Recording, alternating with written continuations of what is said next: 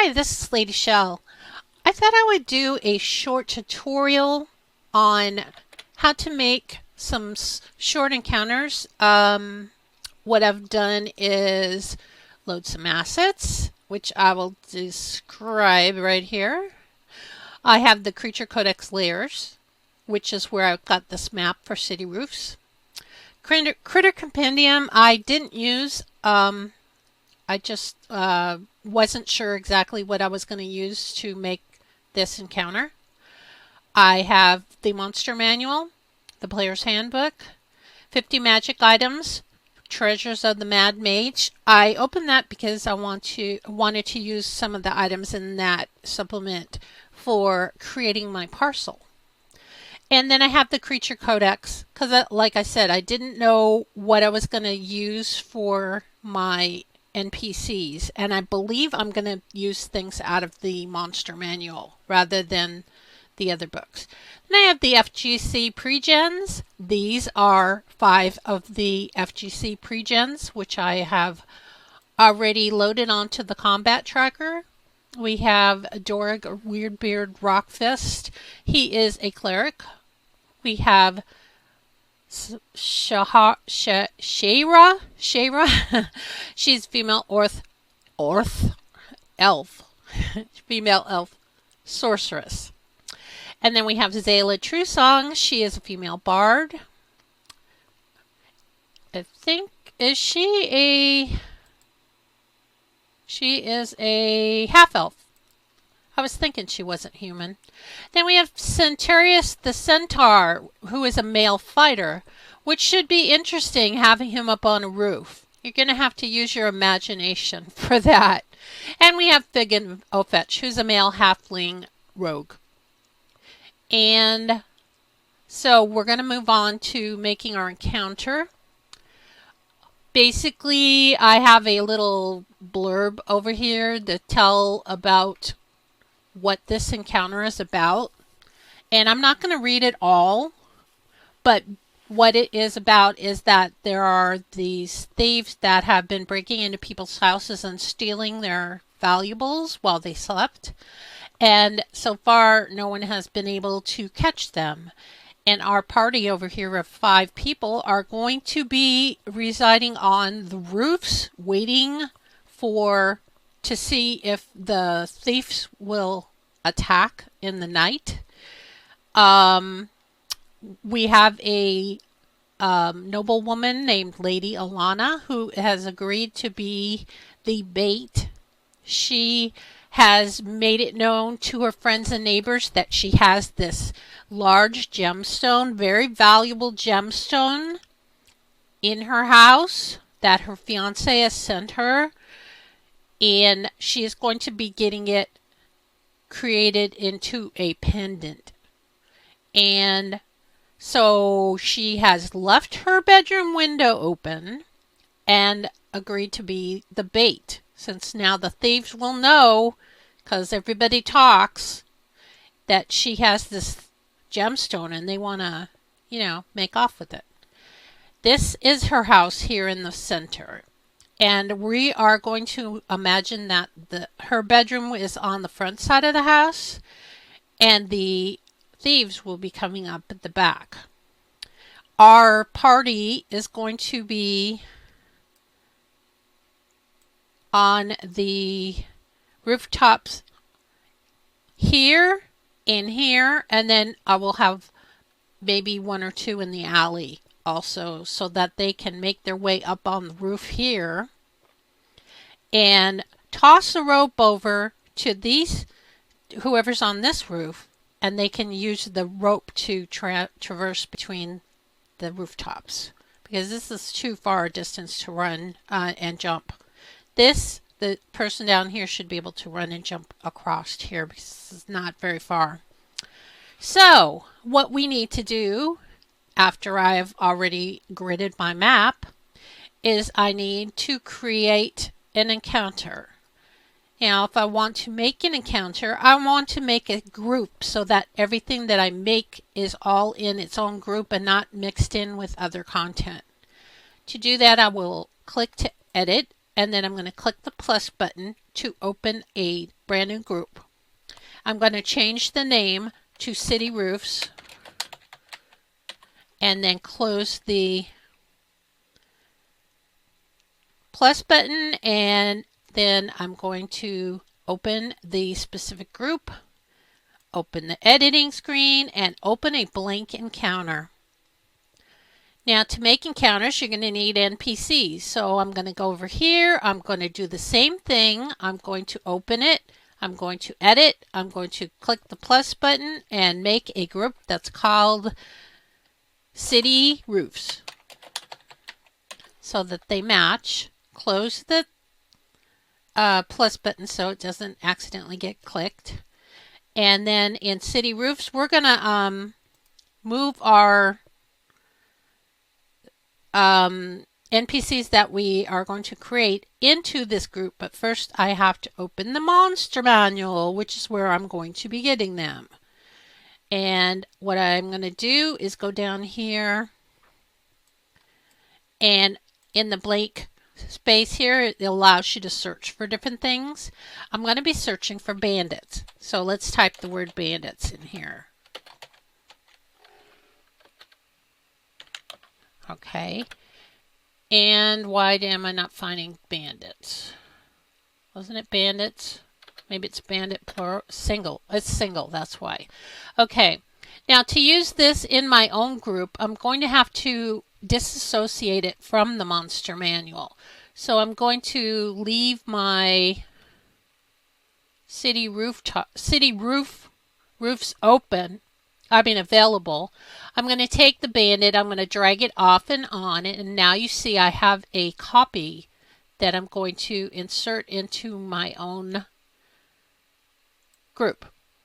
So there we've got a bandit in here, and we're going to get a bandit captain also. And so we have our copy. We're going to move it up here into City Roofs. And I also want to have a flying snake, because if I had read this story, we found out that the leader of the group has a flying snake, which is related or known to be something that the Zhentarium use. So we are suspecting, after we see that the Zhentarium are the ones that are responsible for these break-ins. So now you look in my group, I've got a copy of the bandit. I'm going to edit and remove the word copy. Close the lock again. Open bandit captain, do the same thing. Get rid of the word copy. And do the same thing for the flying snake.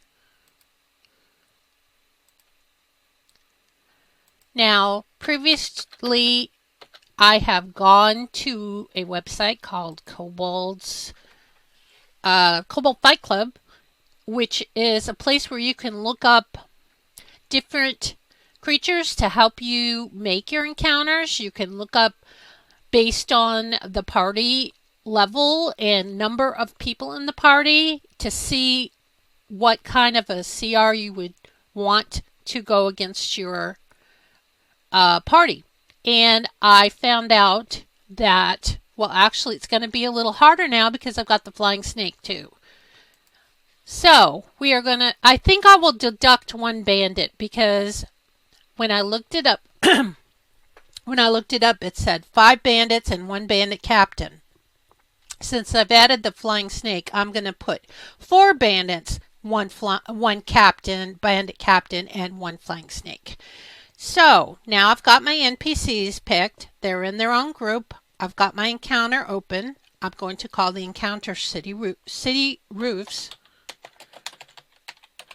because we're just also consistent here. We're going to take the bandit. These are the copies. Remember, they're not tied to the monster manual anymore. They're now part of my group. I'm going to drag the bandit over to the encounter. I'm going to drag the bandit captain to the encounter. And I'm going to drag the flying snake to the encounter. Now I'm going to change the number of the bandits to 4. And then if we click this refresh, it should tell us what the CR is. It says that this encounter will be a CR3 and it's worth 575 experience points. So now I've got my encounter made. I'm going to close the boxes because I don't need these anymore. What I want to do is I want to close that, and I want to load my bad guys onto the map ahead of time before the party ever gets there. So to do that, I'm going to drag the tokens that correspond to the bandits, bandit captain, and flying snake, and put them on the rooftops. So let's start loading these guys on the map.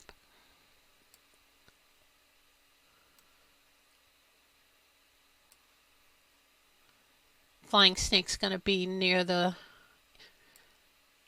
bandit captain. And then we're going to have some bandits up here.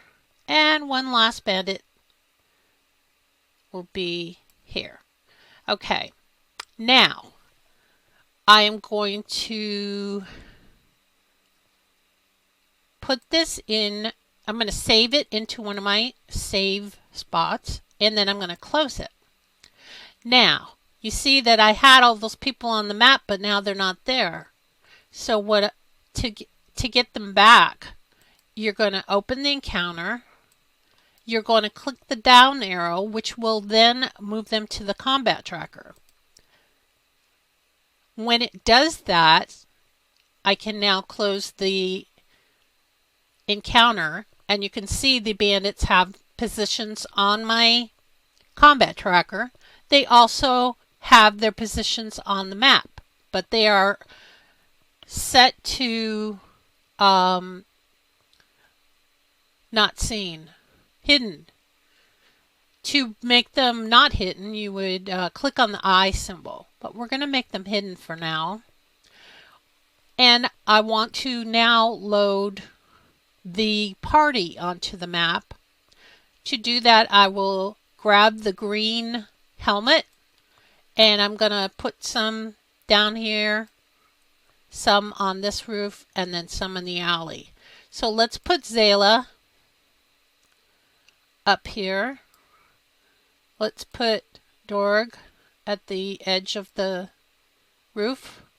Let's put the centaur, since it's hard for the centaur to get on the roof, we're going to keep him in the alley. He's going to watch from there. Figgin is going to be up here with Zayla. And that's it. Oh, sorry.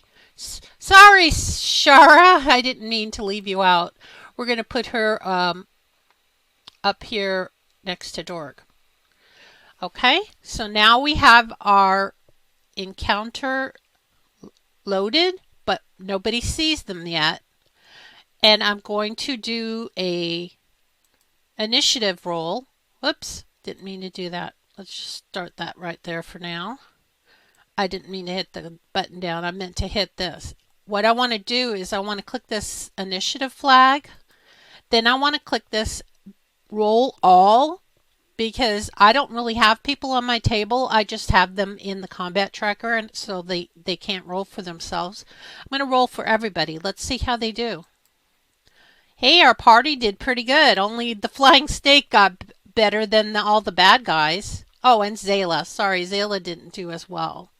But most of our party is able to move first.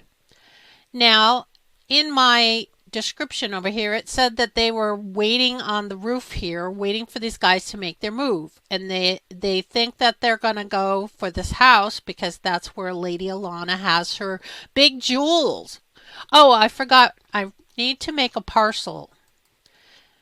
This parcel is going to be in its own group. I'm going to click the plus. I'm going to name it City Roofs. Surprise, surprise. And close it. And open the group, and then I'm going to open a new parcel, and I want to find some things to put in this parcel, which is why I said that I had left that 50 magic items open. So let's go and open the items and see what we want to put in this parcel. This is going to be when the players defeat the bandits. The bandit leader will have this parcel on him. So if they search him, they will find the things that I put in this parcel. These are going to be some real interesting things because they are magic items. They aren't just your normal, 20 gold pieces. We're going to put Gritska's lucky coin. We're going to put a Githyanki hunting blade. And we're going to put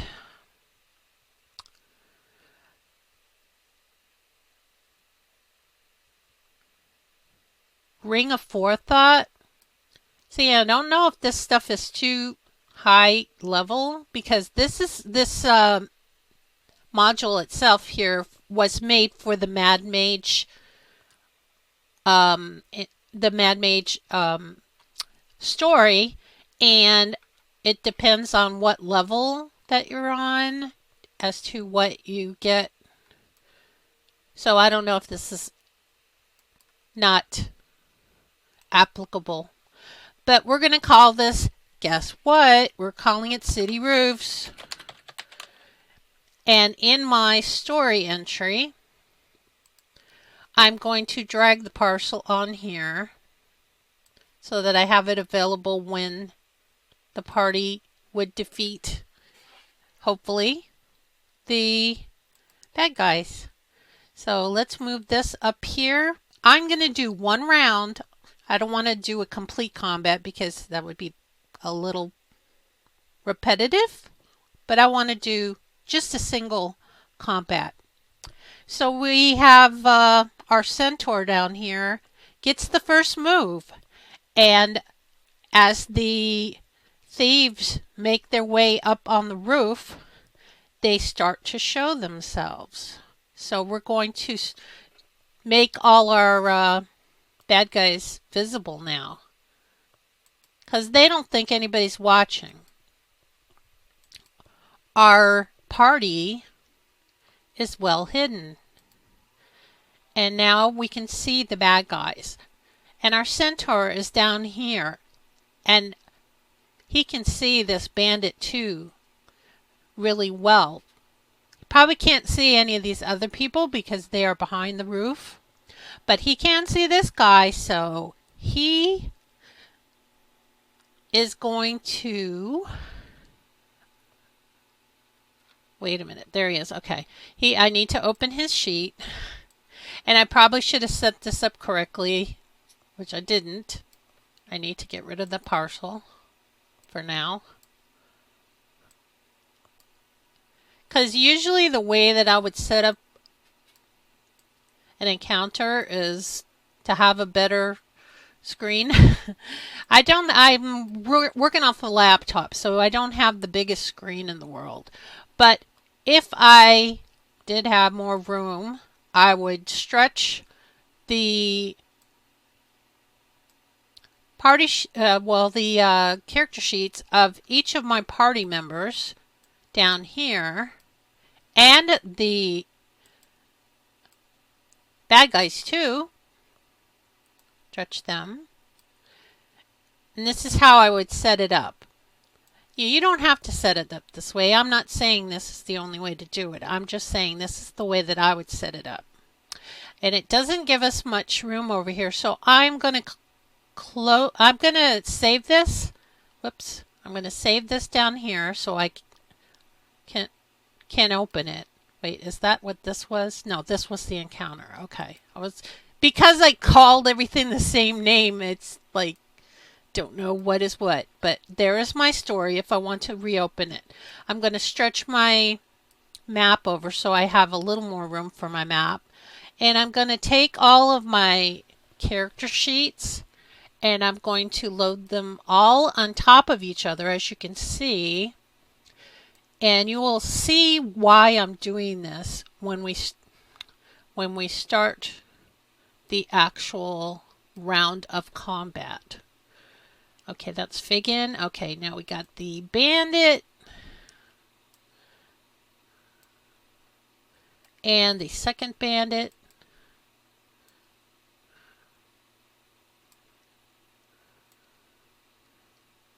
And the third Bandit.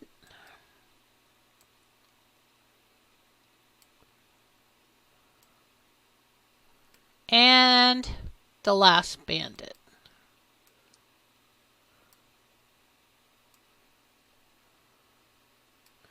And then we're going to do Zayla.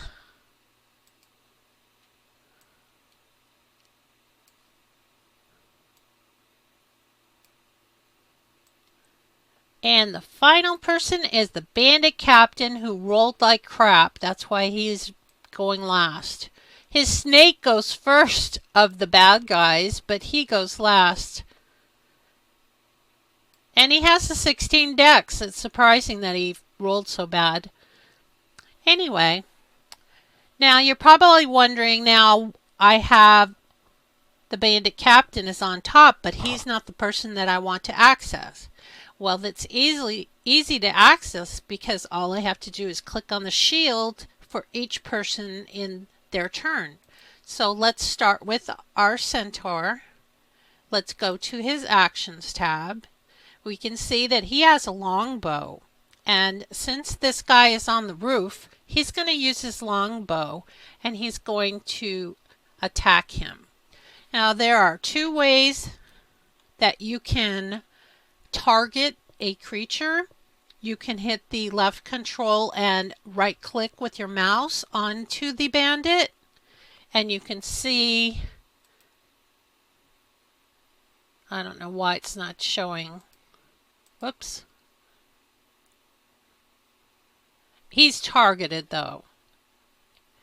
If that is one way to do it, the other way would be to just take the dice, or take your roll, because he's going to use his longbow. So I'm going to take this die, and I'm going to drop it right on the bandit too. That would be the other way to target him. So let's do that first, and let's see if he hits. He does indeed hit with a 19. So the bandit is like, oh my god, where'd that come from? I didn't see anybody down there. And we're going to roll our damage. And he takes 3 points of damage. And let's see, does our centaur have a bonus action? He has second wind, but for a, generally, if I was playing the fighter, I would not use the second wind in my first turn, because you're going to have, you know, your combat's going to last longer than one turn. Well, not in this case, but in an actual game. So I wouldn't use the second wind until it got closer to where you've been battling for a while. He's got a racial ability, which I really should have. Wait a minute. Why is Centaur... Why is he... He's not supposed to be bad. That's why I couldn't see what he was doing. For some reason, he was marked as unfriendly, or hostile, rather. Maybe he's hostile to the bad guys, but he's not hostile to the party. So, one thing that you want to do when you're in in a game, and playing DnD5e. Now, I am a 5e girl, so if things are different in other rule sets, I am not going to speak for that rule set because I am mostly versed in DnD5e. But what we want to do is we want to take our racial abilities and we want to put them on each character. Now, he does not have a racial ability that has an effect. This racial ability is just the way that he can damage with, it's called a centaur charge. and it's a melee attack, which he is not doing a melee, so this would not apply. I'm going to go down each of my characters when it's their turn, and I will show you what I mean about turning on their racial abilities. So next actor is Dorg. So we're going to open up Dorg's sheet. We're going to go to his actions tab, and he does have a racial feature that I could be turning on, and that would be this Dwarven Resilience. So if I click on this, you will see now he has this marked on the combat tracker so that the DM, me, can see that he has resistance to poison.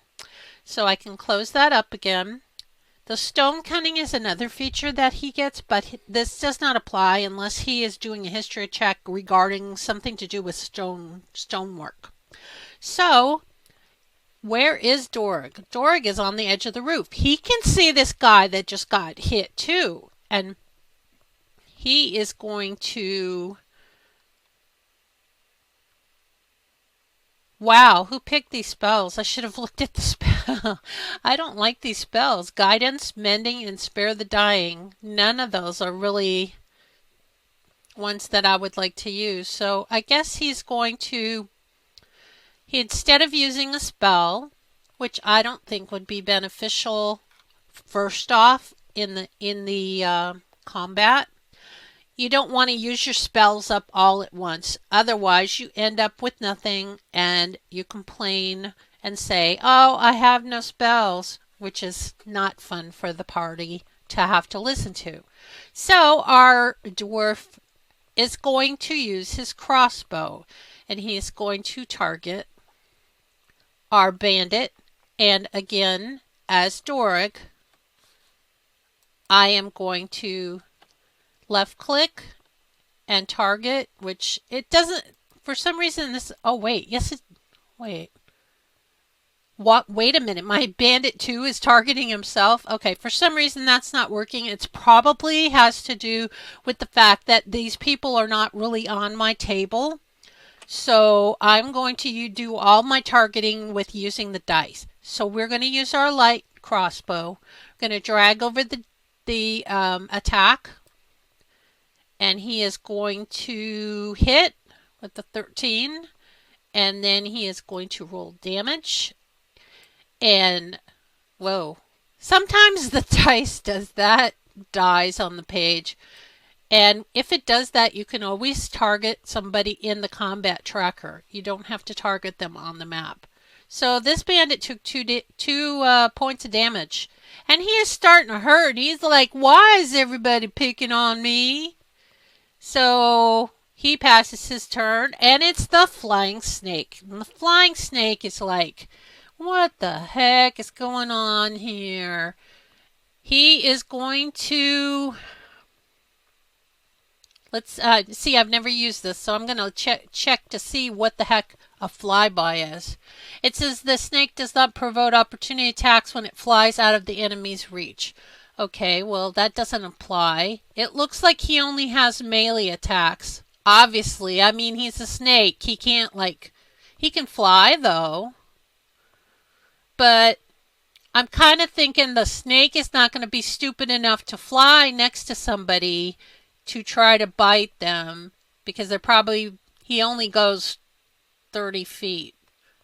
And I think that we can target a person. The closest person to him is 70 feet away. So I'm going to untarget.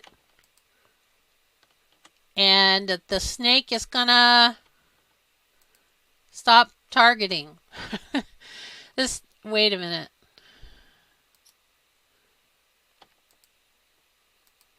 What the heck? This is really not targeting very good. And it's because I have no one on my table.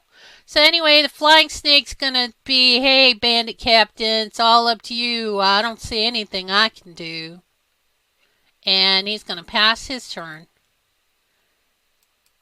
Whoops. Helps if I click on the arrow and not the menu. So now it is Shahara's turn, and she is our sorceress. And she is an elf, so that means she has some racial abilities that we can put on her. So I'm going to scroll down her list here, look up her racial abilities, and she has Fey Ancestry and Mask of the Wild. So now she has them on her, and like everyone else, she's going to pick on poor Bandit number 2. And she is going to... This is a touch bell. Thunderclap. Chaos Bolt. Oh, wait. What is her cantrips? Why don't I see cantrips? Oh, these are cantrips. Okay. Thunderclap, Shocking Grass, Lightning Lure. What is Lightning Lure? Doesn't that bring it closer to you? Let me read the instructions. I don't usually play sorceress, so not really familiar with everything they can do. Target must succeed on a strength saving throw or be pulled up to 10 feet. Oh boy, if she pulls him 10 feet, she's going to knock him right off the roof. And then he probably will take some damage as he falls. Okay, so she's going to... Whoa, she can't. It's 15 feet. Okay, she's not close enough. She's going to have to use her longbow, and she's going to shoot at this poor Bandit too. Hey, you shouldn't be on that side. You on the side of evil, you get hit. She does attack him, and it shoots him in the shoulder with this arrow. And let's see how much damage this does, because this guy is like hurting. He's got heavy damage already. She did 4 damage on him. And that will end her turn, and we're going to move on to Figgin. Now, Figgin, we'll look at his sheet, look at his actions. He's got second story work. Let's put that into his racial abilities. And he has sneak attack when he hits somebody, when the attack hits. Now, where is he? He is, right here. Now, second story work is good because he's on the rooftops. This gives you the ability to climb faster than normal climbing. No longer costs you extra movement. In addition, when you make a running jump, the distance you cover increases by a number of feet equal to your dexterity modifier. Well, that's not going to apply because this distance here is too far. Oh, he has brave too.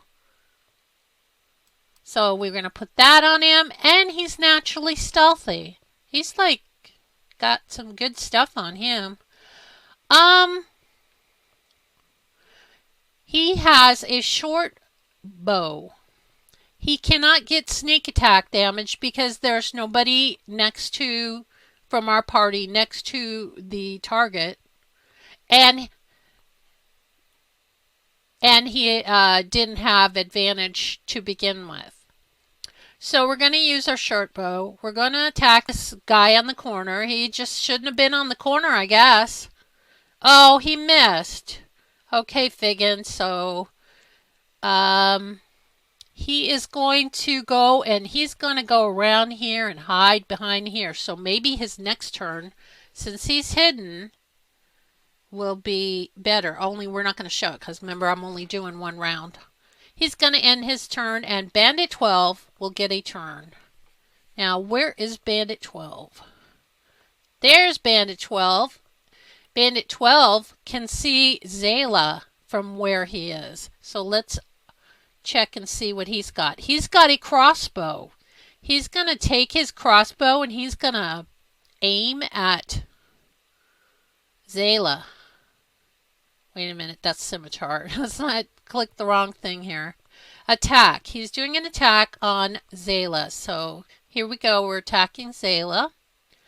And he hit her, and she's like, oh my God, where did that come from? I did not even see that person. And she will take 2 damage, and she's just wounded. The next person to go is Bandit 17. And that is this guy way over here.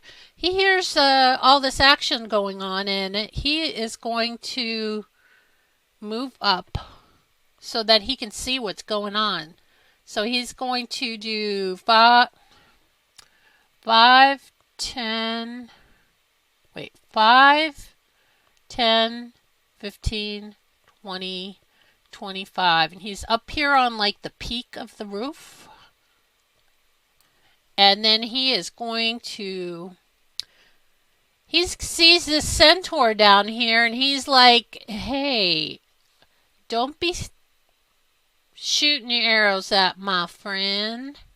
So he is going to do his light crossbow. He's going to attack the Centaurus. And he's going to miss. So, wah wah, end your turn. Whoops, I keep clicking the menu instead of the arrow. There we go. Bandit number 2 is... Oh, it's our guy that's like, yeah, in bad shape. And he doesn't have any healing potions or anything, but he's tired of getting hit. And he can retreat behind the rooftop so that he is no longer in range of everybody's arrows and everything. He's tired of getting hit. So, yeah, he's going to do the chicken way out and just, like, move out of range. And he will end his turn. Click the down arrow. And this is Bandit number 5, which is this guy in the middle. Now, he is near the top. He can see where these people are over here, and I'm going to move him to the opposite side of the roof so that he doesn't have any kind of obstruction. He is going to target Zayla, and he is going to shoot his crossbow, and let's see if he hits. He does hit her, and she's like, oh my god, it's the second time I've gotten hit. This is not fun. And she takes 9 points of damage, and she is really hurting. But lucky for her, it's her turn. So we're going to open up her sheet. We're going to open her actions tab. And she actually has a healing potion. She also can cure wounds on herself. But if she does that, she won't be able to... She won't be able to attack. So she's... How much damage has she got? 11 of 24. That's quite a bit damage. So she is feeling like she really does need to get healed. So she's gonna heal herself. So to do that, we're gonna drop the plus or the heal symbol on her, and she will take 3 points of healing. And the only other thing she could do would be a bonus action. That is a cantrip. And she doesn't have... Yeah. Vicious Mockery is not a bonus action. It's a regular action. So she's also going to move out of range of these people. She's going on the other side of the roof. I think she's actually even going to go behind Figgin. She's tired of getting hit. So the last person to go in our round is the captain. Now the captain, wait, he's got some, oh, he's got a reaction of parry. That is, captain must see the attacker. That's, yeah, that's a reaction. Okay, so we're not doing that. He is going to... Oh, he has multi-attack. Let's check his multi-attack. It says he makes 3 melee attacks, 2 with the scimitar and 1 with this dagger. Now, he can't hit anybody with the scimitar because he's not in melee range of anybody. But he could throw the dagger. However, what is the dagger's range for throw? Thrown dagger goes up to 60 feet. I'm thinking that he is not within 60 feet of anybody. Let's see. As the bandit captain, he's within 50 feet of the centaur. So he is going to throw one of his daggers at the Centurius.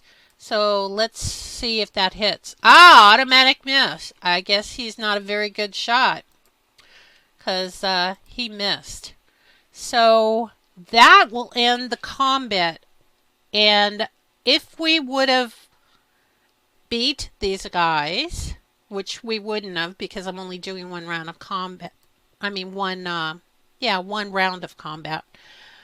We would have been able to get the parcel that I created, the city roofs parcel. And as a DM, you would distribute that in the party sheet. However, I have not put my people on the party sheet, so let's do that.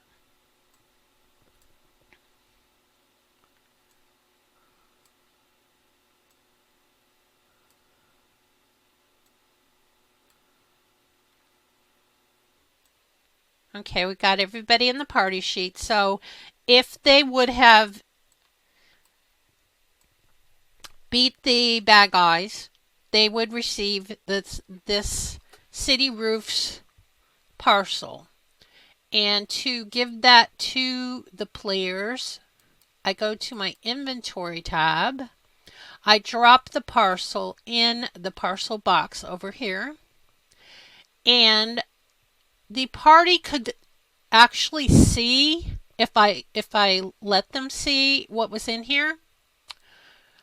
And they could actually make a claim to certain things, or they could just sell everything, or they can give it to the city watch because they beat the bad guys. But let's just say that they sold it.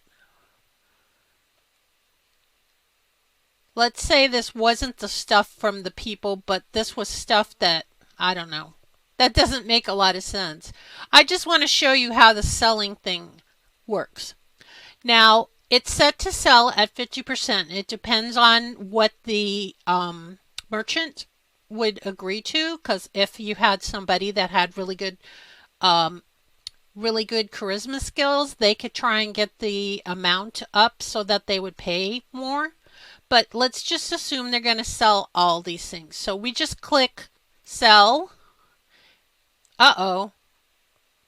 Apparently I didn't look at the items and see that they don't have, yeah, that's not very good. When they made whoever made these items, they did not give it a amount of what it's worth. So that's not a very good demonstration. Let's say we have 100 gold pieces besides. So we're going to say that we're going to give this to the party, and it's distributed to the party, the 100 gold plus 45. I don't know what is that from this? I'm not sure where the extra 45 came from. Maybe it was already in their party sheet or something. So everybody got 20 gold for completing this encounter. So I hope you enjoyed this interesting little encounter that I made up, and I hope you have happy gaming. Thank you for watching. Bye-bye.